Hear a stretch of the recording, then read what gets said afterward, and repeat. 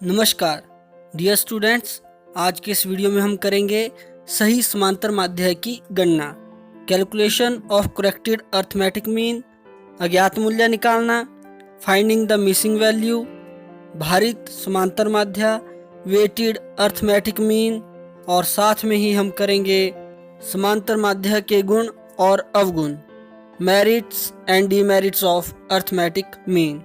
तो आइए अब शुरुआत करते हैं हम सही समांतर माध्य की गणना से। सही समांतर माध्य की गणना, calculation of corrected arithmetic mean, कि जब हमारे पास गलत समांतर माध्य आया है तो हमें उसको सही कैसे करना है। होता क्या है, कई बार जब हम अर्थमेटिक मीन निकाल रहे होते हैं तो हम कुछ एक जो मद हैं उनको गलत लिख लेते हैं, उनको अशुद्ध रूप से लिख लेते हैं। जैसे मान लीजिए कोई मद 25 है, हम उसे गलती से 52 लिख लेते हैं। तो इस तरह से जो हमारा समांतर माध्य है वो भी क्या आता है, गलत आ जाता है। तो ऐसी स्थिति में हमने सही समांतर माध्य कैसे ज्ञात करना है, तो इसका एक फार्मूला है, वो है x bar equals sigma x, कौन सा, जो अशुद्ध है, जमा सही अंक माइनस अशुद्ध अंक डिवाइडेड बाय n, जो कि टोटल नंबर है। अब हम एक एग्जांपल लेते हैं कि 100 विद्यार्थियों द्वारा प्राप्त अंकों का औसत 40 ज्ञात हुआ था। बाद में ज्ञात हुआ कि एक विद्यार्थी को वास्तव में 53 अंक प्राप्त हुए थे, परंतु उन्हें 83 पढ़ा गया था। सही माध्य ज्ञात कीजिए। अब एक बात तो यहाँ क्लियर हो जाती है कि जो हमने x बार निकाला है, जो 40 आया है, वो गलत है। और क्यों गलत है? क्योंकि हमने जो सही अंक है, जो वास्तव में अंक प्राप्त हुए थे 53, उसे तो लिखा ही नहीं। हमने उसकी जगह क्या लिख दिया, 83। और हमारे पास कुल विद्यार्थी कितने हैं, 100, n है 100। तो जो हमारा औसत है वो भी गलत है। और औसत निकालने का फार्मूला क्या है, x bar equal to sigma x oblique n। और सिग्मा x कैसे निकलेगा, x bar multiply by n। और यहाँ x बार कितना दिया है, 40, n कितना है, 100। सिग्मा x कितना हुआ, 40 मल्टीप्लाई बाय 100 इक्वल टू 4000। लेकिन ये जो सिग्मा x आया है ये अशुद्ध है। और अशुद्ध क्यों है, क्योंकि हमारा औसत ही गलत आया है। अब हमने यहाँ पे और दो चीजें लेनी है, एक जो सही अंक है और एक जो गलत अंक है। तो सही अंक है हमारे पास 53 और जो अशुद्ध अंक है वो है 83। तो अब हमने सही माध्य निकालना है, सही x बार निकालना है, और वो कैसे निकलेगा, सिग्मा x जो अशुद्ध है जमा सही अंक माइनस अशुद्ध अंक डिवाइडेड बाय n। तो ये आपके पास आ जाता है 4000 plus 53 minus 83 upon 100 equals 3970 upon 100। तो जो सही समांतर माध्य आपके पास आता है वो है 39.70। ये तो था सही अर्थमेटिक मीन हमने कैसे निकालना है जब हमने किसी आइटम को गलत लिख लिया है। लेकिन कई बार क्या होता है कि हमारे पास अर्थमेटिक मीन तो दिया है, x बार तो दिया है, लेकिन कोई एक आइटम हमारे पास नहीं दी गई होती है, उसका मूल्य नहीं दिया गया होता है। तो हमने उसका मूल्य कैसे ज्ञात करना है, इसको समझने के लिए हम एक एग्जांपल लेते हैं। मान लीजिए 5 मदों का माध्य 30 है। पहली 4 मदें हमारे पास 10, 15, 30, 35 दी गई हैं। तो जो 5वीं मद है उसका मूल्य हम कैसे ज्ञात करेंगे। तो हम जानते हैं कि x बार कैसे होता है, x बार बराबर है sigma x upon n। Sigma x क्या हुआ, सभी मदों का जोड़। तो यहाँ पे तो 5 मदें हैं, लेकिन 5वीं मद का हमें मूल्य मालूम नहीं है। तो हम इसको एक बार यूं भी लिख सकते हैं कि x bar is equal to x1 plus x2 plus x3 plus x4 plus x5 upon n। तो x1 हमारे पास 10 है, x2 15 है, x3 30 है, x4 35 है। हमने x5 निकालना है और जो अर्थमेटिक मीन है वो हमारे पास 30 दिया है। तो हम इसको फार्मूले में पुट कर देते हैं। 30 is equal to 10 plus 15 plus 30 plus 35 plus x5 upon 5। तो 30 is equal to 90 plus x5 upon 5। तो ये 5 जो है आपका क्रॉस मल्टीप्लाई हो जाता है, ये हो जाता है 30 multiply by 5 equals 90 plus x5। तो 150 इक्वल्स 90 प्लस x5। तो x5 आपके पास हो जाता है 150 माइनस 90 इज इक्वल टू 60। तो जो पांचवी मद का मूल्य है वो आता है आपके पास 60। ये तो था व्यक्तिगत श्रृंखला में, लेकिन कई बार खंडित और अखंडित श्रृंखला में भी हमारे पास कोई मिसिंग आइटम आती है, हमने उसको भी ज्ञात करना होता है। और इसको हम एक एग्जाम्पल के द्वारा अब करते हैं। अखंडित श्रृंखला हम लेते हैं इसके लिए। निम्नलिखित आवृत्ति वितरण में यदि समांतर माध्य 52 है तो अज्ञात आवृत्ति ज्ञात करो। अब हमारे पास यहाँ पर वेतन दिया गया है 10 to 20, 20 to 30, 30 to 40, 40 to 50, 50 to 60, 60 to 70 and 70 to 80। और श्रमिकों की संख्या दी गई है 5, 3, 4। और जो नेक्स्ट में है 40 to 50 में ये हमने ज्ञात करना है। 50 to 60 में 2, 60 to 70 में 6 और 70 to 80 में 13 जो श्रमिकों की संख्या हमारे पास है। तो आपको पता है यहाँ पर हमारे पास ये अखंडित श्रृंखला है। जो सिग्मा एफ है हमारे पास, हम उसको जोड़ देते हैं तो ये आता है हमारे पास 33। लेकिन यहाँ पर हमारे पास जो 40 to 50 के बीच में श्रमिकों की संख्या मिसिंग है, हम इसको मान लीजिए f ले लेते हैं। तो सिग्मा f हमारे पास होता है 33 प्लस f। अब आपको मालूम ही है कि x में से हमने m ज्ञात करना है, मिड वैल्यू ज्ञात करनी है। तो मिड वैल्यू हमारे पास आती है 15, 25, 35, 45, 55, 65 और 75। अब हम इसको डायरेक्ट मेथड के द्वारा करेंगे। तो डायरेक्ट मेथड का फार्मूला है x bar equals sigma F M upon sigma F. तो सिग्मा एफ तो आ गया है, अब हमने एफ एम निकालना है और उसके बाद सिग्मा एफ एम। तो एफ एम होता है एफ मल्टीप्लाई बाय एम। तो ये आता है आपके पास 75, 75, 140, 45 एफ, क्योंकि 45 को आप एफ से मल्टीप्लाई करेंगे तो यह 45 एफ हो जाता है।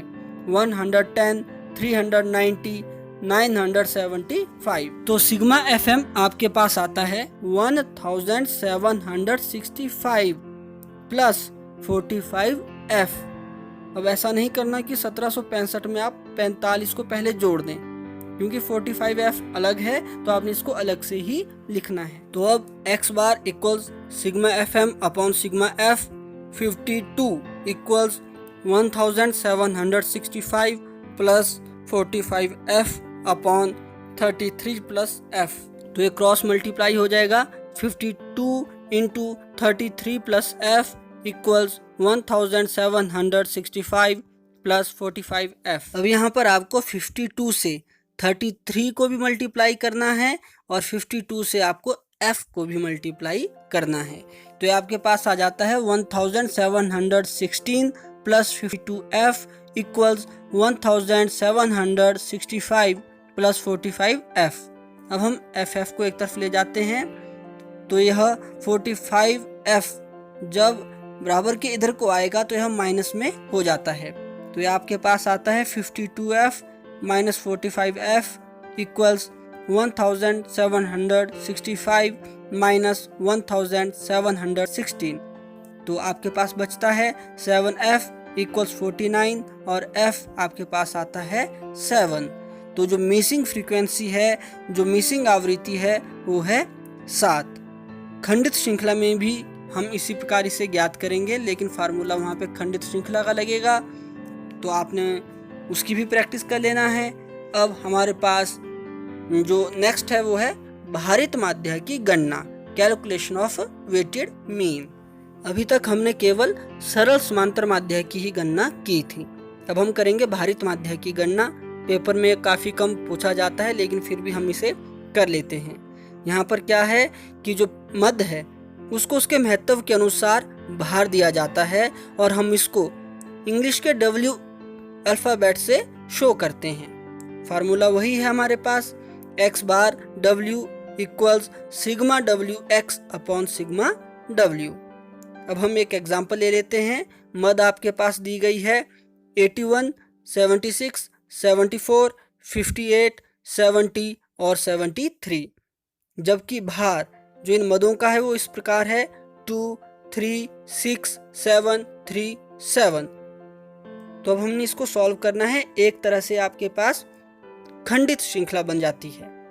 तो फार्मूला आपको पहले ही बताया गया है, x बार w equals sigma w x upon sigma w। तो यहाँ पर हमने क्या करना है, सबसे पहले सिग्मा w निकालना है और ये आपके पास आता है 28। अब हमने w को x से मल्टीप्लाई कर देना है, जो भार है उसको मदों से हमने मल्टीप्लाई करना है। तो ये आपके पास आता है 162, 228, 444, 406, 210 एंड 511 और सिग्मा WX हो जाता है 1961। तो जो भारित माध्य है वो निकलता है x बार W equals sigma WX upon sigma W equals 1961 upon 28 और इस तरह भारित माध्य आता है 70.04। अब हम करेंगे समांतर माध्य के गुण, मेरिट्स ऑफ अर्थमेटिक मीन। तो पहला गुण है सरलता। समांतर माध्य गणना तथा उपयोग की दृष्टि से केंद्रीय प्रवृत्ति के सभी मापों में सबसे सरल है। दूसरा निश्चितता। समांतर माध्य एक निश्चित संख्या होती है, इसमें अनुमान का कोई स्थान नहीं होता। तीसरा सभी मूल्यों पर आधारित। समांतर माध्य श्रृंखला के सभी मूल्यों पर आधारित होता है। चौथा बीजगणितीय विवेचन। समांतर माध्य की बीजगणितीय विवेचना की जा सकती है, इसके फलस्वरूप इनका उच्चतर सांख्यिकीय विश्लेषण में काफी प्रयोग किया जाता है। नेक्स्ट गुण है तुलना का आधार। समांतर माध्य स्थिर तथा निश्चित होने के कारण तुलना में आसानी से प्रयोग किया जा सकता है। और शुद्धता की जांच। समांतर माध्य की श्रृंखला के प्रतिनिधित्व मूल्य के रूप में शुद्धता की जांच की जा सकती है। अब है समांतर माध्य के दोष, डीमेरिट्स ऑफ अर्थमेटिक मीन। तो पहला दोष है कि सीमांत मूल्यों का प्रभाव इस पर पड़ता है, इफेक्ट ऑफ एक्सट्रीम वैल्यूज। समांतर माध्य का मुख्य दोष यह है कि सभी मूल्यों पर आधारित होने के कारण इस पर सीमांत मूल्यों का कुछ अधिक प्रभाव पड़ता है। उदाहरण के लिए 5 विद्यार्थियों का जेब खर्च इस प्रकार है, ₹100, ₹80, ₹70, ₹50 और ₹2000। और इन 5 विद्यार्थियों का जेब खर्च हमारे पास आता है 460 रुपीज। जो यह समांतर माध्य है इसके द्वारा सही प्रतिनिधित्व प्रतीत नहीं होता या प्राप्त नहीं होता, क्योंकि 5 में से 4 विद्यार्थी केवल 50 और 100 रुपए के बीच ही जेब खर्च करते हैं। तो समांतर माध्य का ₹460 मूल्य होने का मुख्य कारण श्रृंखला का सीमांत मूल्य ₹2000 का होना है। दूसरा जो मुख्य दोष है वो है माध्य मूल्य का श्रृंखला में सदैव न पाया जाना। माध्य मूल्य कई बार वह मूल्य हो सकता है जो श्रृंखला में नहीं पाया जाता है, जैसे 2, 3 और 7 का औसत 4 है, लेकिन यह श्रृंखला में कहीं पर भी नहीं पाया जाता। नेक्स्ट डीमेरिट है हास्यप्रद निष्कर्ष। समांतर माध्य द्वारा कई बार बहुत ही हास्यप्रद निष्कर्ष निकलते हैं, जैसे 11वीं कक्षा में 50 विद्यार्थी हैं और 12वीं कक्षा में 51 विद्यार्थी हैं। तो इन कक्षाओं के विद्यार्थियों का औसत आपके पास आता है 50.5 विद्यार्थी, जबकि 50.5 विद्यार्थी कभी नहीं हो सकते। और जो नेक्स्ट डीमेरिट है वो है गलत निष्कर्ष। समांतर माध्य द्वारा कई बार गलत निष्कर्ष निकलते हैं, इसके द्वारा श्रृंखला की रचना या बनावट का ठीक पता नहीं चलता। तो समांतर माध्य के इन्हीं दोषों के साथ हमारा समांतर माध्य वाला चैप्टर यहीं पर कंप्लीट होता है।